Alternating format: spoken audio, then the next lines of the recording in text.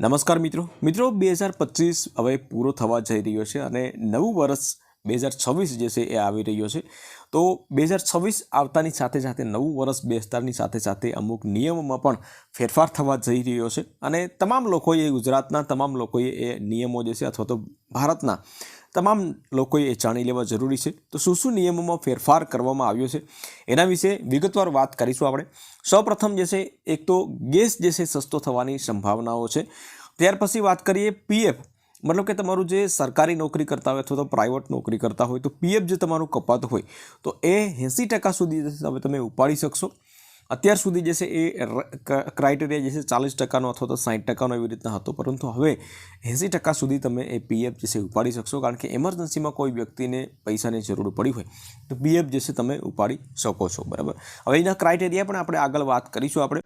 ત્યાર પછી વાત કરીએ ટ્રેનમાં સામાન લઈ જવો હવે મોંઘો થઈ શકે છે, કારણ કે એના માટે પણ ગવર્મેન્ટે જાહેર કરી દીધી છે કે ભાઈ અમુક સામાન કરતાં તમે જો વધારે લઈ જશો તો એનો કાયદેસર ચાર્જ ભરવો પડશે. નહીં ભરો તો તમારે કાયદેસર દંડ ભરવો પડશે. તો એના વિશે પણ વાત કરીશું આપણે.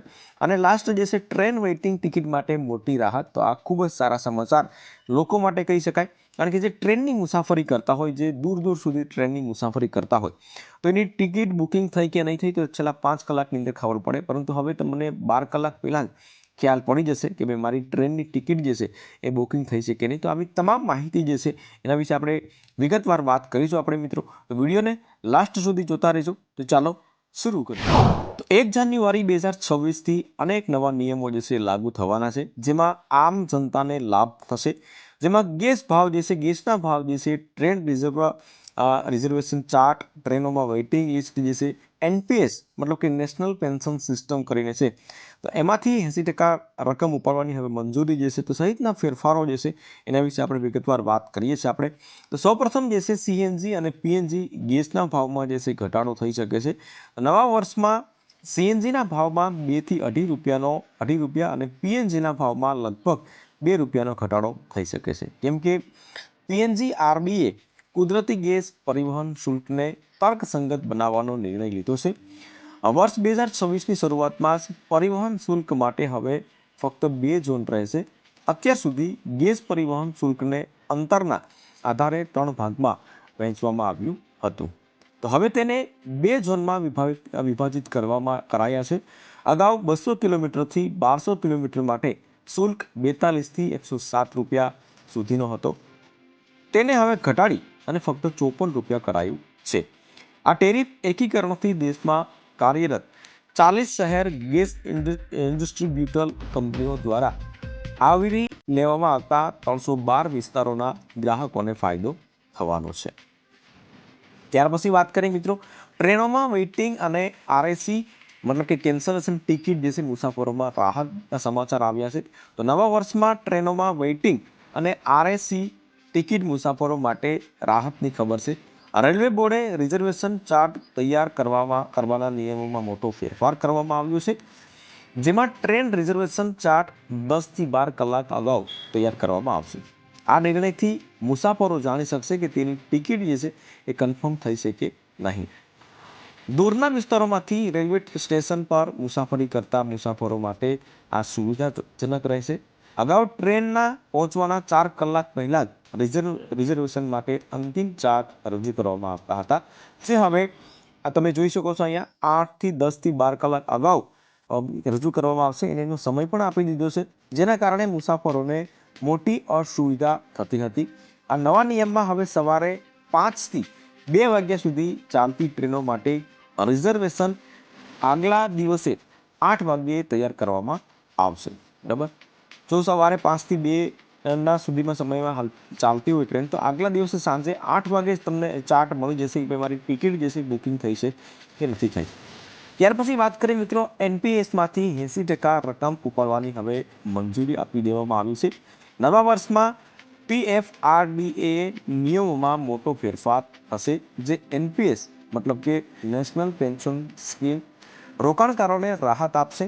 જેમાં હવે બિન સરકારી મતલબ એનપીએસ ખાતાધારકોએ જે પ્રાઇવેટ નોકરી કરતા હોય એની વાત કરીએ કે તેમના ફંડનો માત્ર 20% વાર્ષિક પેન્શન યોજનામાં રોકાણ કરવાનો રહેશે. મતલબ કે તમે 20% જમા રહેવા દેશો તો ચાલશે, બાકીના 80% ફંડ દેશે તે એક સાથે અથવા તો હપ્તામાં પણ તમે ઉપાડી શકશો. બરાબર, અત્યાર સુધી આ નિયમ ન હતો, પરંતુ હવે 80% રકમ દેશે તમે ઉપાડી શકશો. પરંતુ એના પણ આગળ નિયમ હશે, ક્રાઇટેરિયા છે. તો 8 લાખ રૂપિયા સુધીની કુલ રકમ માટે સંપૂર્ણ ઉપાડવાની મંજૂરી હશે.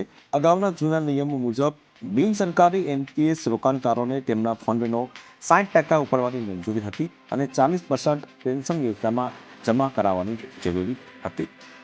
તો પેન્શન યોજનામાં આ 20% ફાળો એવા લોકો માટે હશે ઉપલબ્ધ રહેશે જેમણે એનપીએસ સેવામાં ઓછામાં ઓછા 15 વર્ષ પૂર્ણ કર્યા હોય.